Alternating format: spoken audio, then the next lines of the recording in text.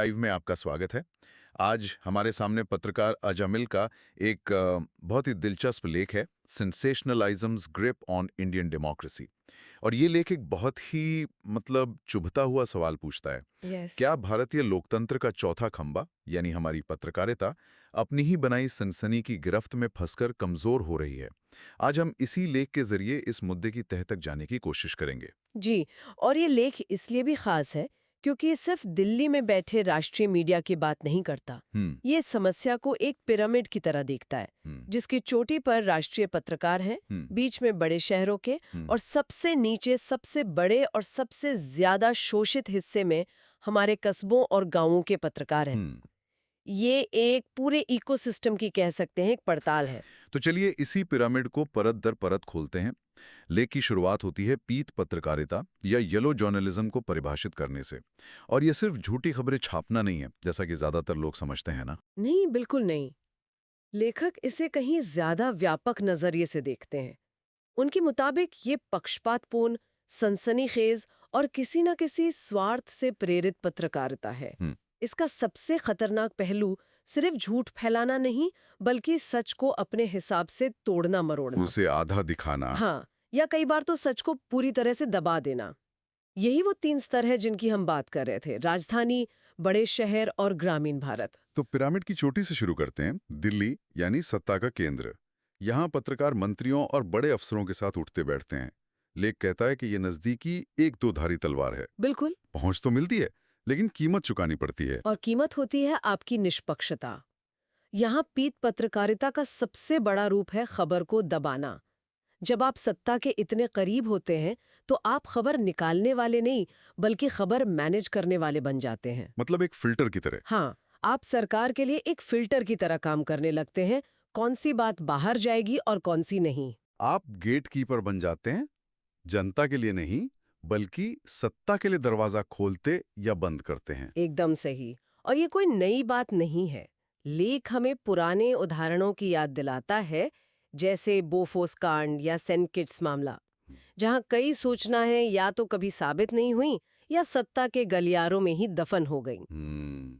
यहां तक कि मुलायम सिंह यादव के मुख्यमंत्री रहते हुए अयोध्या से जुड़ी खबरों को जिस तरह सनसनीखेज बनाया गया, उसका भी जिक्र है।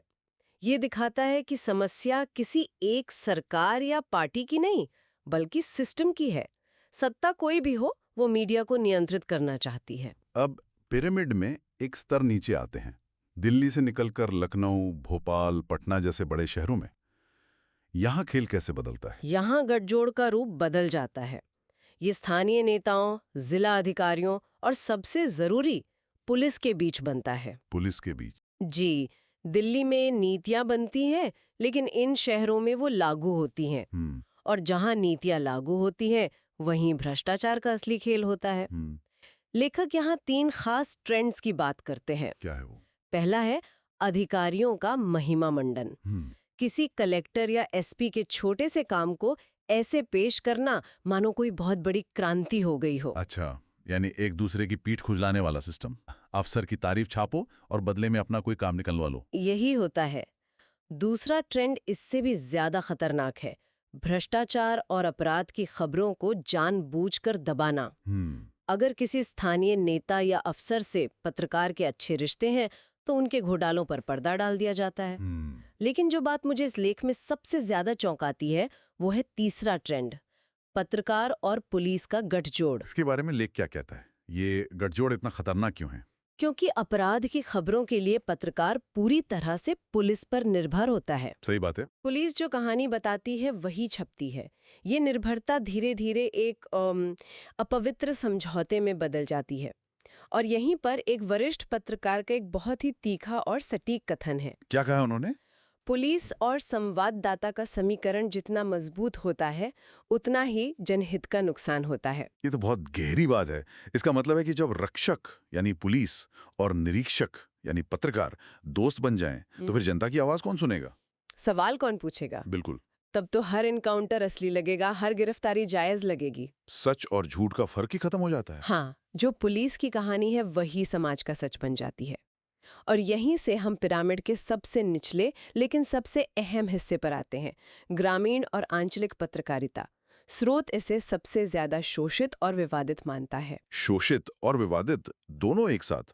ये थोड़ा मतलब अजीब है, ऐसा क्यों? क्योंकि यहाँ के ज्यादातर पत्रकार असल में पत्रकार हैं ही नहीं। वे किसी और धंधे से जुड़े हैं, कोई प्रॉपर्टी डीलर है, कोई छोटा मोटा ठेकेदार है। अच्छा। प्रेस का कार्ड उनके लिए सिर्फ एक हथियार है जिससे वे स्थानीय स्तर पर अपना प्रभाव और धंधा चमकाते हैं। उन्हें न तो कोई ट्रेनिंग मिलती है, न ढंग की तनख्वाह, न कोई सुरक्षा।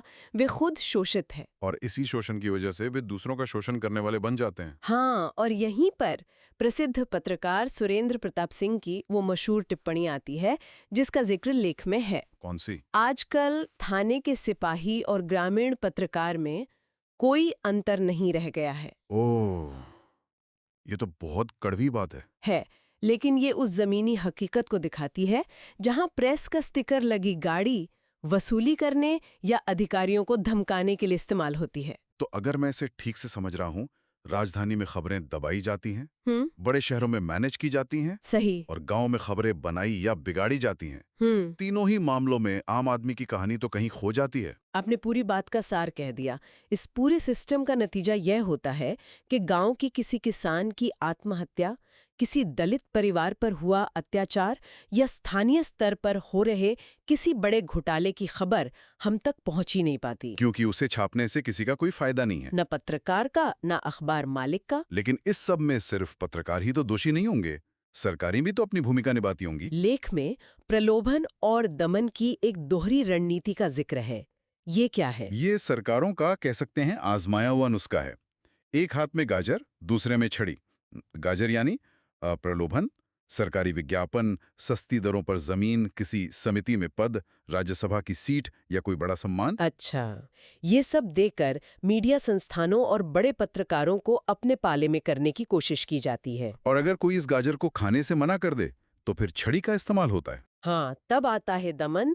अगर कोई पत्रकार या संस्थान सरकार की ज्यादा आलोचना करे तो उसके खिलाफ सरकारी एजेंसियों की जांच शुरू हो सकती है। विज्ञापन बंद हो सकते हैं। बिल्कुल, विज्ञापन बंद किए जा सकते हैं या तरह तरह के मुकदमे दायर किए जा सकते हैं। ये रणनीति नई नहीं है। लेख में 1986 के इंडियन एक्सप्रेस मामले का जिक्र है जिसमें जज ने कहा था कि सरकारें प्रेस की स्वतंत्रता को इन्हीं दो तरीकों, प्रलोभन और दबाव से खत्म करना चाहती हैं। और ये आज भी उतना ही सच है। शायद उससे भी ज्यादा। और शायद इसी रणनीति का नतीजा है आज का सबसे ज्यादा चर्चित शब्द, गोदी मीडिया। लेख आज के दौर में आकर इस पर खास ध्यान देता है। स्रोत इसे कैसे परिभाषित करता है? लेख के मुताबिक गोदी मीडिया सिर्फ सरकार की तारीफ करने वाला मीडिया नहीं है, ये उससे कहीं ज्यादा जटिल है। इसकी 3 मुख्य पहचान बताई गई हैं। पहली, सत्ता से सवाल पूछने से बचना। पत्रकारिता का मूल काम ही सवाल करना है, लेकिन यहाँ सवालों को देशद्रोह या विकास विरोधी बताकर खारिज कर दिया जाता है। लेकिन यहाँ एक महीन रेखा है। सरकार के अच्छे कामों की तारीफ करना और गोदी मीडिया बन जाना, इसमें फर्क कैसे किया जाए? ये बहुत अच्छा सवाल है। लेख सीधे तौर पर तो नहीं, लेकिन इशारा करता है। फर्क है नियत का। क्या आप सिर्फ तारीफ कर रहे हैं या आप सरकार के प्रचारक बन गए हैं? गोदी मीडिया की दूसरी पहचान इसी से जुड़ी है। विपक्ष को लगातार नकारात्मक दिखाना और सरकारी नैरेटिव को बिना किसी सवाल के दोहराना। और तीसरी? और तीसरी और सबसे अहम पहचान है टीवी बहसों में ध्रुवीकरण को बढ़ावा देना। असली मुद्दों जैसे बेरोजगारी, महंगाई, शिक्षा, स्वास्थ्य, इनकी जगह हिंदू मुसलमान, मंदिर मस्जिद या भारत पाकिस्तान पर बहसें कराना ताकि जनता का ध्यान बटा रहे। और इस पूरे मॉडल को चलाने के लिए पैसा कहाँ से आता है? शायद इसका जवाब उस प्रलोभन वाली रणनीति में ही छुपा है। बिल्कुल, इसका ईंधन है सरकारी विज्ञापनों पर अत्यधिक निर्भरता।